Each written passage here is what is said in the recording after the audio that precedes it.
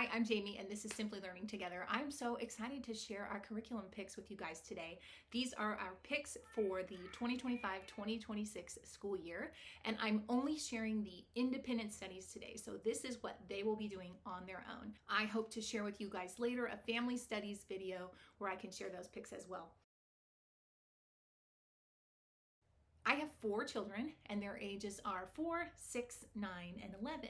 And if you want to put a grade level on it, I'm going to have a preschooler, a first grader, a 4th grader, and a 6th grader. So I think I'm going to start with my oldest and work our way down. And I'll even open the books for you so you can see inside a little bit because I know how helpful that can be. Something new about this year is my family will be joining a co-op. This is a once a week co-op where at home we kind of read the material and then they go to class and do the activities based on that material. Some of the choices that we pick are a result of those co-op classes, but yeah, it should be a really great and fun year. A couple of quick things to point you out before we get started. Language arts is usually an independent study, but we do it as a family study. And there are a couple individual aspects of it, and I will talk to you about that as we get to it, but they all subjects like handwriting, spelling, vocabulary, a little bit of grammar, and a variety of literature, all of that we're going to be doing together as a family study, so wait for that video and I'll explain more about that. Okay, I'm going to start with my oldest. The first thing I'll share is math. We are going to use BJU Math 6. This is our 3rd year using the BJU curriculum, and I have loved it. This year, the Math 6th year it goes down to 1 textbook. In the past, we've had 2 textbooks, and now it's down to 1. And everything the student can learn from the textbook, it's got all the instruction at the top, plus it's got the practice problems. They even have daily extra practice in the back. I need to do kind of like a look-through video to kind of show what this is and how we actually use it because we don't really utilize everything that they offer. I'm looking forward to continuing that. Let's talk about grammar next. My oldest is going to be doing easy grammar. Now, we are going to jump. We're going to jump to, we did easy grammar last year. We did a combination of their student workbook and the daily grams. This year, I'm jumping up to their ultimate series, which is technically grade 8, but you have to ignore that. As we worked through easy grammar, I felt like we kind of needed more of a challenge. And when I learned, I really love the style of these daily grams. And when you go up to their grade 8, their daily gram book becomes a teachable text. Meaning as you do the work, they teach you each section. So it's no longer considered a review book. It's a teachable textbook. And I love that it's short and quick. And the reason I jumped up to 8 is because I felt like she could do it. When I opened this up and looked through all of the pages, I felt like she was capable of doing the work that was there. And I am not in a rush to finish grammar. We get lots of grammar with our passage study and just being exposed to good literature. And this will kind of be just her way of practicing certain skills in a structured way, and then maybe even looking for some of those skills in our passages. The next is writing. For writing, I follow the philosophy of this book, Know and Tell by Karen Glass. If you have not read it, I highly recommend it. I have a video kind of giving a little bit of a review about it. I need to make a video of an update, how it's been working. We've been kind of doing these strategies for about 2 years now, and I really want to share how it's going. Part of the philosophy is written narration, and she has been doing about 1, sometimes 2 written narrations a week. So I have a goal to have her doing written narration 3 times a week, and that's where her writing will come in. We are not editing writing. She gets grammar through her grammar book. Right now we are building writing fluency, and that has been going so well. Her writing has improved tremendously. She loves to write, and so I have a goal to have her write about history, write about something in our language arts novel study, and then to write about something in our family study. So we will have a pattern where she will do 3 written narrations a week, and I'm gonna try and do that this whole year, and then the next year we'll kind of go up the next level of this step-by-step process. She's got charts in here and everything. If you haven't checked out the video about this book, you got to check it out. The next new thing that I'm really looking forward to is this course from BJU, and it's called Basics for a Biblical Worldview. Now, I've only flipped through this kind of quickly, but basically it's going to, you can look at the table of contents and you can see all the different things that you'll be looking at. I mean, first you're of course learning about what biblical worldview is, and then you're going from there. I originally thought that I was going to be able to do this as a family study, but the more and more I looked into it, I felt like some of the topics were a little bit, what's the word? Too much for some of my younger ones. So I'm just going to focus on this with my oldest. It is a curriculum meant to be for every day of the week, but I plan to do it once, maybe twice a week. I'm going to be honest, it's probably going to be once. So this will definitely be something that we will do over the next couple of years. One book I don't have to show you, but we will be working on. This will be the first year that she is going to be doing science on her own, and that's through our co-op. So once they get to like a 5th or 6th grade level, then they kind of bump up to a different science course. The course she's going to be taking is Apologia, Intro to Physics and Chemistry. So I have to figure out kind of everything that I need to purchase for that, but from what I remember, they use the textbook and they use the notebook. Now, I'm going to be completely honest. If I wasn't in that co-op, would I choose this curriculum? Probably not. However, am I consistent with science in a way that I'm proud of? No. So like one of the reasons I joined this co-op is to be more consistent with my subjects that I was lacking in, and science is one of those. And so we have used Apologia in the past. It's good. It's not my favorite. However, I think being with a community and showing up and doing the activities is going to really help me enjoy that textbook more. And so she will be independently working on their physics and chemistry course, which will be something totally new. But I think it's going to be great for her. I think it's going to challenge her in a way that I think she's ready for. So that's for science. The other courses she's taking are just elective courses that, once again, I probably never would have picked if we weren't in this co-op. But one of them is a PE course, and then she's taking another course called Mapping the World with Art. So she'll get a little geography in there as well as some art. So yeah, those are her courses. And then, so on top of that, she'll do the family studies that we do, but that's kind of what she'll do independently. So that is my 6th grader. I'm going to talk about my 4th grader next. We'll start with math. My 4th grader has been using CTC math this past year, and we have loved it. She's thriving. She works really well. I talk about it a little bit when I reviewed our work from last year. Let me start like this. I miss the pencil and paper aspect, and I kind of explained that in my last video. However, I don't know if I'm ready to say switch. So I'm kind of experimenting this summer with working with her in a textbook. Ultimately, I'm going to stick with CTC for now because it is working so well. I might throw in a mix of this BJU textbook. I got this for her. This is Math 3 because this is where she's at. Every so often, we'll pull this out and just work with her in a textbook just to kind of see where she's at and what she can do. I don't have a pattern like once a week or whatever. Every so often, I want her to work in paper and see where, it helps me kind of see where she's at and get some one-on-one math time with her as well.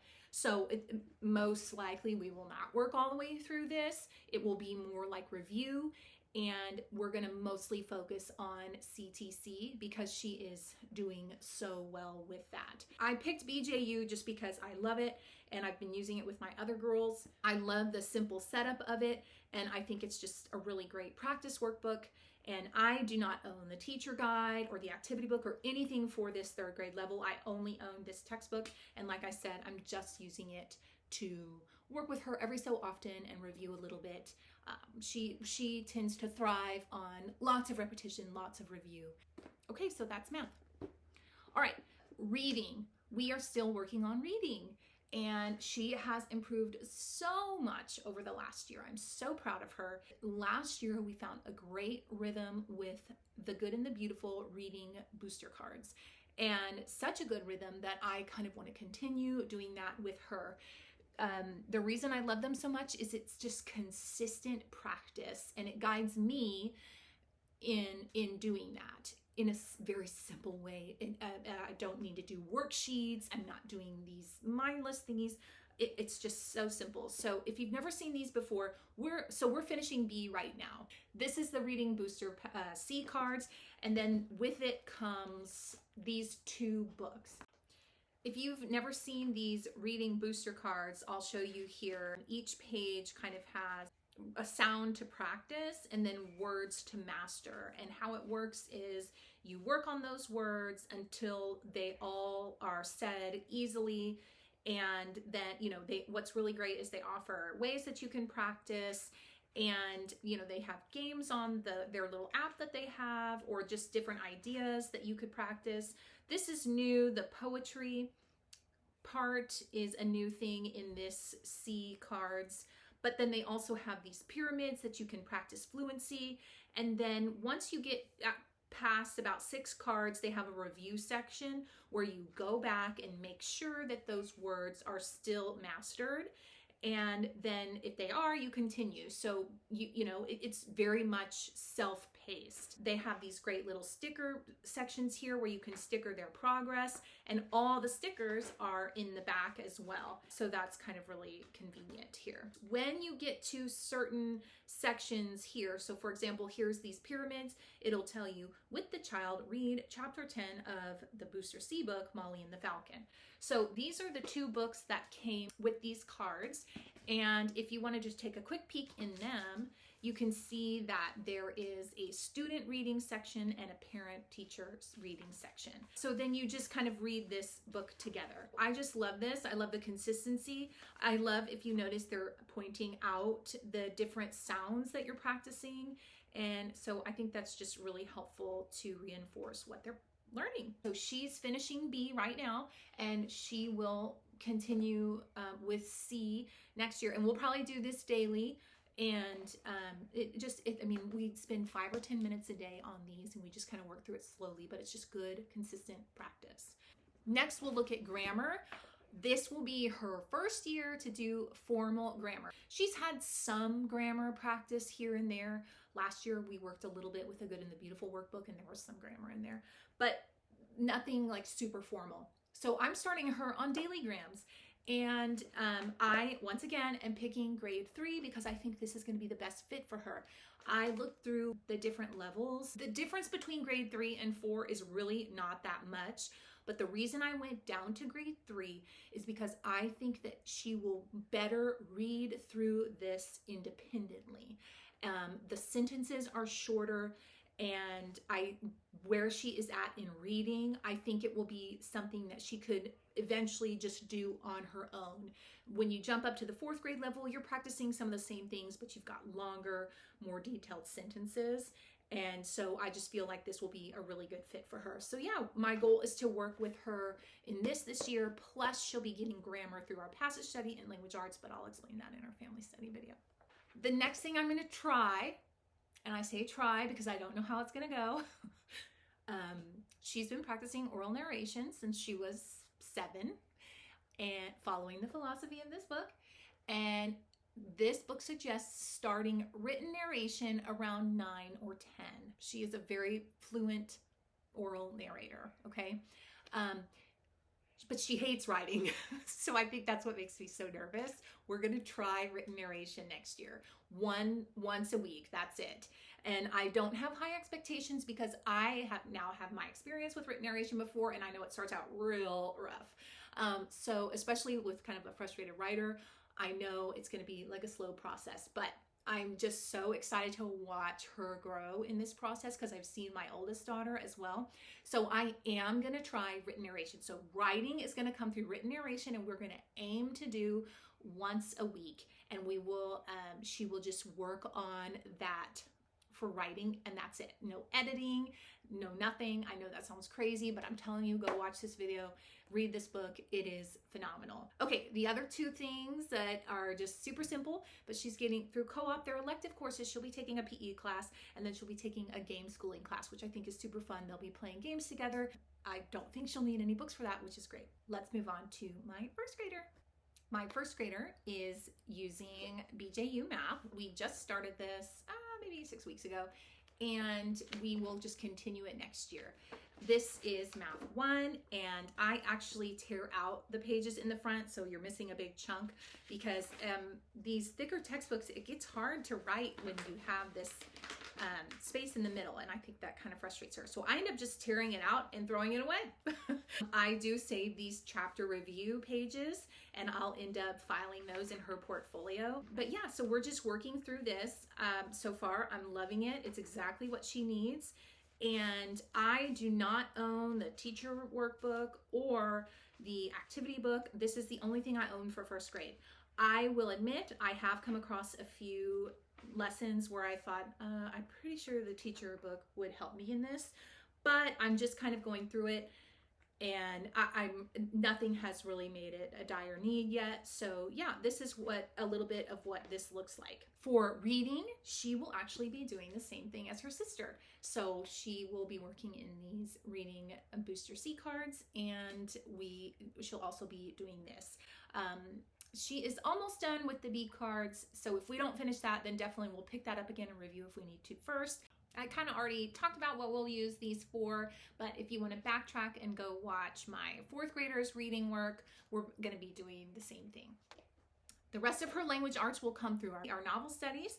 I will not do formal grammar with her. She'll just get it through exposure and reading our passages. The other 2 courses she'll be taking come from our co-op. She's taking a book cook course, which will be so cute, but she'll be getting more literature through that. And then she's also taking a course about holidays. So that's just kind of an enrichment course as well. Finally, my son, he is 4.5. It has a late September birthday, so he'll be 5 in September, but I am not ready to start him with kindergarten yet. I honestly, I have no plans for formal curriculum at all. I did the same thing with my 3rd daughter.